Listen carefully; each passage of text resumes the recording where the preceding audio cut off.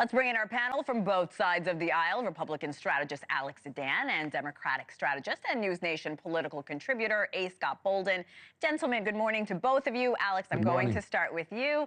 Immigration reform was front and center in Trump's re-election campaign. The three of us have talked about this repeatedly. Talk about how you think Trump voters will now support his plans for these mass deportations that will start as early as next week.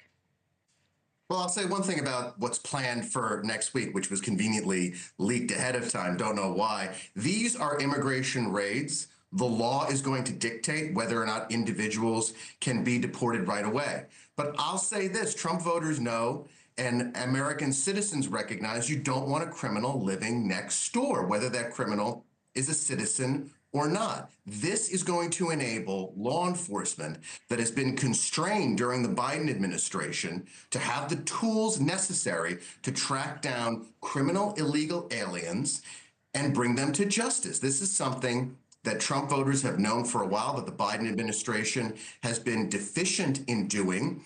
This is something that's not going to be easy, but these raids are a necessary part of reestablishing law and order in the immigration space and throughout the United States of America. These sanctuary cities need to be put on notice. Scott, I want to get your thoughts. Trump intends to target immigrants, like Alex mentioned, that have criminal backgrounds. How do you see this playing out? Well, if that's the target, I think you have Democrats and Republicans that would be supporting that. The problem is resources, the ability to do, as you say, a mass deportation. They don't have the manpower to do that. They don't have the judges to do that. And the lawsuits are going to be flying because once you're in the United States, the Biden administration has treated these individuals in a very humanitarian way. And one other thing, how are you going to repatriate them to their countries? You're going to hold them in Mexico. Well, here's a fact that we haven't talked about enough, is that based on Biden's executive orders, immigration numbers coming across the southern border are lower than they were under Trump. And so we've made a great deal of progress already on illegal immigration, of a high in 2023 to the lowest numbers since Donald Trump was there. And so, listen, the border is a problem, and we got to fix it.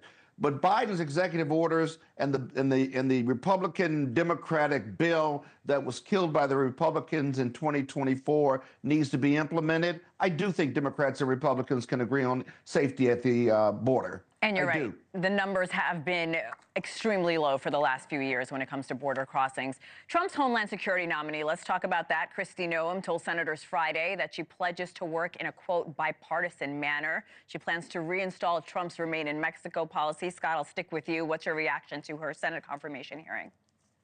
Well, I mean, Kristi Noem has been big on the border, even as far away as South Dakota.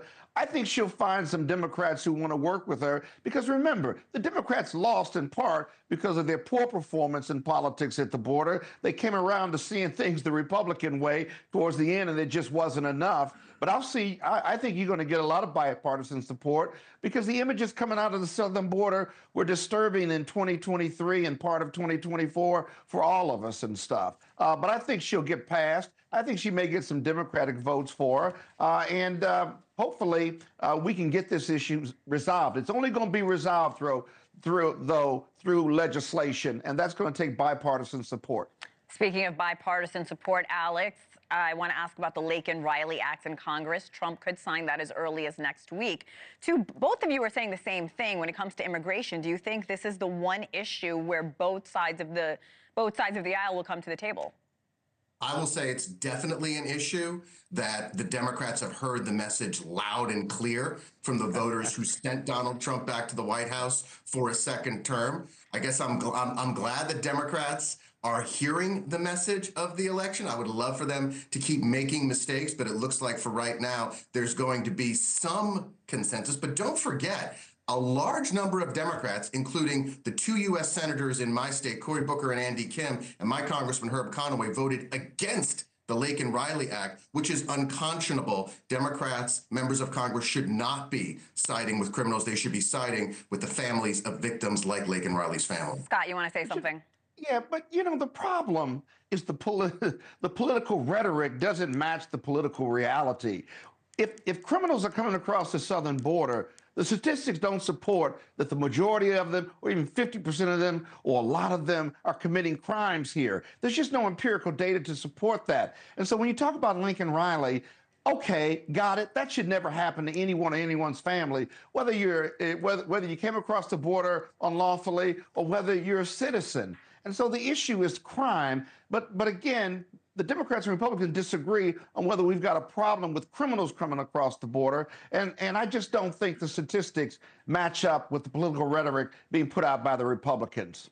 We will be discussing this a lot in the next few days, next 4 years, no doubt. Alex Zdan and Scott Bolden, always appreciate your time, fellas. Thank you.